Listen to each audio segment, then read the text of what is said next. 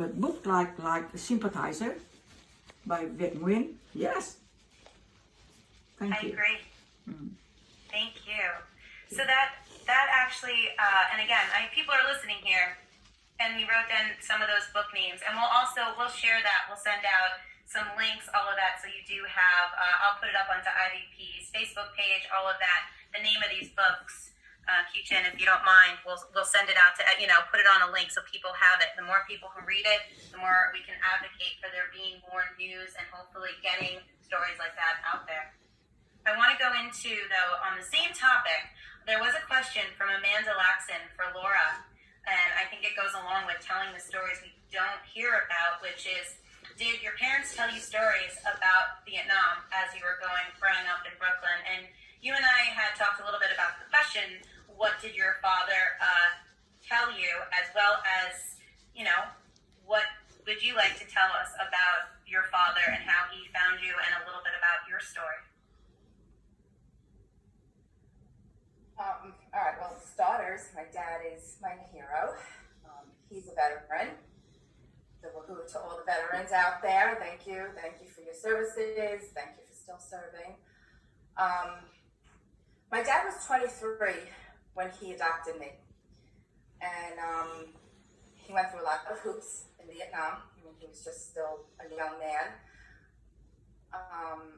When he stepped into the orphanage, he had said that I was just really cute, and that I knew how to get his attention, that every time he came into the room, I would just lift my arms and he would just pick me up.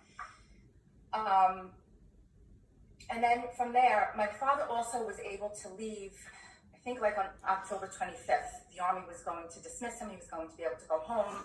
His wife had already given birth to their first son in May of 1970, and now it was already September of 1970. And he was supposed to be leaving in October, around the 25th, the end of October, and they would not release me. There was just way too many governmental papers that just needed to be pushed through and whatever, and fees and all that. So he extended his stay because he did not want to leave me in Vietnam, because he knew the chances of getting me into the States were going to be slim and none. So he didn't come back into the States until November 18th with me.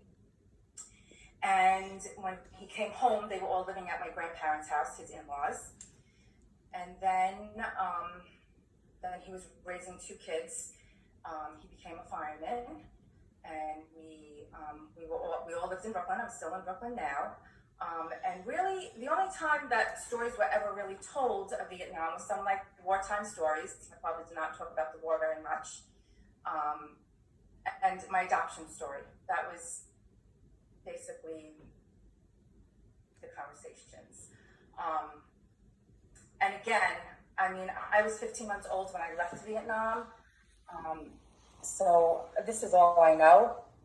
It wasn't really, I'm absolutely curious. There are definitely certain things that I'm curious just about my roots, and I would love to go back. But for a long time, I think it took a long time for me to even figure out who I was. Here I am, this Vietnamese girl in this Americanized world. This is, all I know. And even though I lost everything in Vietnam back when I was a baby, I feel like God has definitely blessed me tenfold with a beautiful family, an amazing community, amazing husband. I have 4 beautiful kids. So even going back to Kieu Chin's, just her experiences, what I wished would be more shown in the movies and in books, is basically the beautifulness that came out of such a war-torn, dark 15 years of just darkness. There are beautiful stories, and I just happen to be one of them. And my heart breaks for the people that lost their families and that got disconnected and separated, and for all of those babies that were just, just displaced all over the world. But then it just makes me so grateful for what I was given. My father's amazing, my mother's amazing, and I got to meet God 4 years ago, and he's amazing. So the veterans in my life have just been angels. Yeah, that's the story. Thank you very much, Laura. And if anyone was here last night, Bob was here last night and talked a little bit about his time in the orphanages and him going back in the organization that he works with as well. And Bob, if you wanted to also write in the chat about your organization that gives goods and all of that during the holidays back to the orphanages, please do so. And thank you very much for all that. And thank you, Laura, for sharing. Your parents sound amazing. Laura's story. I'm sorry. I'm sorry. Oh, no, please. I said, listen to Laura's story. Remind me of a dear friend of mine, actress Ina Balin. Ina Balin was a well-known actress during the 50s and the 60s. So she went back to Vietnam before the war ended, and she adopted 3 children from an orphanage. And it was so difficult because of one of the 3 children was Amerasian, but black Amerasian. So that black Amerasian children in Vietnam is very difficult to survive. And Ina was courage enough to take her out of the orphanage with the other twin little baby. And there was a movie made about that orphanage called An Lạc. The movie named The Children of An Lạc. I also portray a character in that movie. But most of the story is about Ina's and the sponsorship of the children. Ina played herself with, I forgot the other actor. I forgot the name, Shirley something. Anyway, I happened that so many years have left, and suddenly through Facebook, I was able to reunite with 2 of the twin babies, the orphanage babies of Ina's. Her name is Kim and Ba. They are now successful and they live in New York. They are very successful. I think Ba or Kim was in the media world. They are very success now. So and many other unfortunately are not as lucky as Laura or the 2 babies that Ina Balin sponsored. Many of them, went through so much hardship, or they came here, many Amerasian child, they came here, they cannot find their father, or they was rejected. So it is a kind of so much pain. Life have been changed. Some people reject of what they have went through, or don't want to remember the time in Vietnam War. Some other Vietnam War is carving in their heart. Some are not. Thank you. And for Kieu Mai, for someone who's written a book on all of this, what inspired you to write this book? And in the many stories that we've heard, which only is a very small portion today, when you wrote it, what did you hope people would come away with, and why and when you wrote this book? So I wanted to write it. I wrote this book to give voice to the women of Vietnam. Because there have been a lot of books written about Vietnam and the war, but few are told from the civilians' point of view and from women's point of view. And also, Kieu Chinh was mentioning that Vietnam rarely appears as a country, as a culture in literature in English. So this book is about, all the literary traditions that we have in Vietnam, all the love and family, the strength of family bonds, and what helped us survive this war. And I also highlighted in the book, the tension between the North and South Vietnam.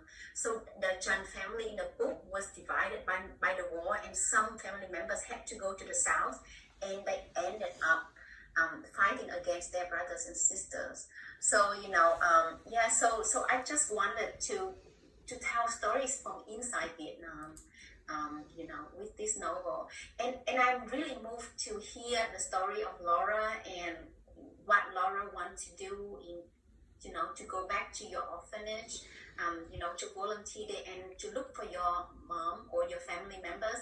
I just want to say that I work as a journalist for Vietnamese newspapers, and I have helped people unite with their family members. So I would love to chat with you more to see how I can help. But I want to highlight that for Laura or any one of you out there who want to help unite people, there are tremendous ethical concerns. There is one documentary that I would like to highlight, The Daughter of Da Nang. So, there have been cases where people find each other, but the ending is devastating because of the culture shock and differences in expectations. Yeah. So, I'm currently writing my second novel on Amerasian children. Actually, okay. Miss Kieu Chinh mentioned about the mixed children who were born into the Vietnam War. So during the war, 100,000 of them were born, and they were neglected, abused, abandoned. And I helped some of those children unite with their family members. But it's very devastating what happened during their journey of fighting their parents. There are so many ethical issues in there, and this trauma that they inherit is just so long lasting, and there are so many forgotten victims of the Vietnam War. I'm currently reading this book because this book is about the women voices, and I just want to say that I want to ask to pay more attention to the stories of women, whether Vietnamese or American women who were affected by the war. So this devastating book is called Vietnam Wives. So it's written by a psychologist, and the psychologist documents the traumatic experiences, suffered by wives of Vietnam veterans, and because the veterans bring the war home. So and these women have no choice but to be involved in the war somehow. So I think as we work as a community to help each other, let us not forget about family members of veterans and their children as well. Yeah, I don't thank you. I talking about the orphanages. I remember in 1995, I went back to Vietnam for the first time with a friend of mine, Mr. James V. Kimsey. He was a Vietnam vet, and he was founder of America Online. We went back. He asked me to help him to become his interpreter because he would like to visit two of the orphanages in Da Nang that he has built himself when he was fighting the war there. He built two orphanages in Da Nang as a soldier of war, but he cared so much about the children of war. So he built two of them, and when the Vietnam lifted the embargo, he went back to find out about the children of that two orphanages. And after he met the sister who took care of the children there, anyway, make the long story short, he did continue to help that orphanage that I was the witness. And talking about war, that most of the story or movie or novel written is not much about women. Of course, war, we mentioned soldiers, but behind each soldier there is a woman. A mother, a wife, a daughter, a lovers. So I think that many movies about Vietnam have lacked that images. I myself, that I lost, my family was separated by war. I lost my father. I lost my only brother. My mother was killed by a bomb when she went to the hospital to give birth to my youngest brother. And the bomb hit the hospital, killed both of them.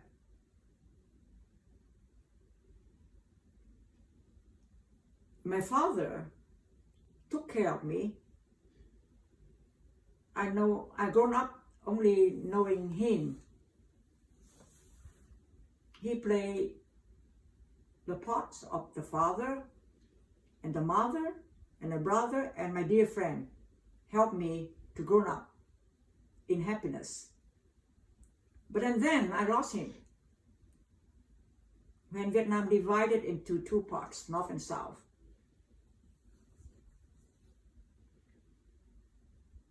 He died after years in prison. My only brother as well, in prisons for years. I remember after 41 years, when I went back to Hanoi, I was reunited with my brother. After so many stories we talk, and one of his story that haunted me until now. He said that there was so difficult time after you left jail, because during wartime you can only buy supply like rice or food with a sea ration like a card, but you only have the card if you are a good citizen. If you are not good citizen, then you have no card. Of course, a person get out of jail is not a good citizen. So he has no card, and the life was so difficult, so poor, so hungry, no food. And he told me that he has to sell blood for living. And he told me that each time that he sell blood, he would lie sick for so many days, because normally you already lack of food in your body, lack of energy, and then yet you have to sell whatever left for food. But how much money he got for one time selling blood, until the next time you have to sell blood again to be able to have supply. And this is so many stories. And my father as well. He was the son of the very, very rich family, and he was very rich himself. But after get out of jail, he became a beggar. He became a beggar on street, because he has no card to buy food and no job. He became a beggar. And he died in very painful. Sorry, I talk too much about that, but that is those are the images of war, the pain of war, and we don't see much on movie or novel. I agree. And Kieu Chinh, I will say this. So we're talking about making a movie. If there's a movie that should be done, it's about your life. So to put that out there, I know we talked a little bit on the phone about there's a book about your life, but if there is also another movie with many stories that needs to be done, it is about your life as well. So I mean it, and I hope, and that if anyone's listening right now, it needs to be happening, because I was lucky enough to talk to you for, I think it was 2 hours when we first met, and it was like this much of your story. So thank you for sharing that. I wanted to go into James Bellard had asked a question, which is as a social studies teacher. And James, thank you for what you do as a teacher, which is so important. What would you like me to tell my students about life in Vietnam today? Maybe I can answer the question because I spent a long time in Vietnam and I'm still a Vietnamese citizen. Yes, please. So when the atmosphere within Vietnam is quite dynamic and energetic at the moment, so people tend not to talk about the war. So they appear to go on. So there's an underlying problem because there's a culture of repressing trauma and PTSD. No research has been done on trauma and PTSD because, the official viewpoint is that we won the war, so there should not be any trauma. And, culturally, if people show their trauma, they are seen as weak, as possessed by ghosts. So, that's really unhealthy. So that's why in my book, I also highlighted the need to share, to talk about trauma as a form of healing. So inside Vietnam, people also don't talk about politics, Vietnamese politics, because it's forbidden. We try to stay away from that. You cannot criticize anyone from the government. So they are crazy about the U.S. politics, So they're talking about U.S. politics there. And it's really shocking to me, how vocal they are with the U.S. politics. So, for example, the majority of people are Trump supporters. And it's their reason is that because the Vietnamese from inside Vietnam, we are very frustrated with the Chinese aggression on the city areas. So, the Chinese have been building a lot of runways for their airport, in the islands that they claim to be themselves, to belong to them. So, because, those Trump supporters within Vietnam, they think that the Trump administration are really against the Chinese. So that's why they support Trump. And I see no reason in that. I don't know why. So they're very vocal when it comes to American politics, but they can't talk about Vietnamese politics. And also the people inside Vietnam are very disciplined because we have been through so many war and conflicts. So it taught us to be disciplined. For example, when this pandemic broke out, people wear masks. They go into quarantine. So if a person from one block gets the virus, the government quarantine the whole block of thousands of people. They cannot go out of their house for about 2 weeks. And then, the neighbors, they bring food and everything. So it's really strong community spirit. So that's why Vietnam has had no case of coronavirus for quite a few months now. And I think there are so many things you can talk to your students about. Vietnam today is very different compared to the time that Miss Kieu Chinh talked. Miss Kieu Chinh described during the war, it was devastating and nature was destroyed. Now things are, getting better, but we still live under the impact of Agent Orange. Like your radio play highlighted the impact of Agent Orange. So I volunteered in hospitals and orphanages where there are a lot of victims of Agent Orange, and it's heartbreaking to see how they still suffer until today. Yeah, I agree with Mike. There's so many things going on. May I, Ashley, to say the most how should I explain that? The painful wounded by Vietnam War was family separated, side. Like my own family, I've just mentioned everything I mentioned earlier.